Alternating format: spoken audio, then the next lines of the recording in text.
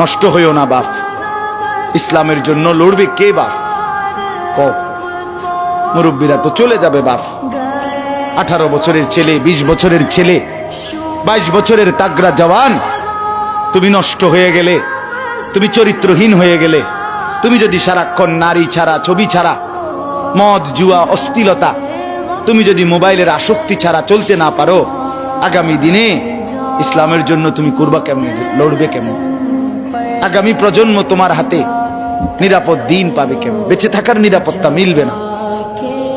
বেঁচে থাকা 53 বছর বাংলাদেশের বয়স, 53 বছরের সমাজে বেনামাজির সংখ্যা যদি এত বেশি হয়, 53 বছরের ভিতরে মোবাইলে আসক্ত যুবকের সংখ্যা যদি এত বেশি হয়, 53 বছরের ভিতরে বেপর্দা নারীর পরিমাণ যদি এত বেশি হয়, এত মসজিদ মাদ্রাসা চারদিকে থাকার পরেও যদি এই মসজিদ মাদ্রাসা ষড়যন্ত্রের কারণে কমে যায়,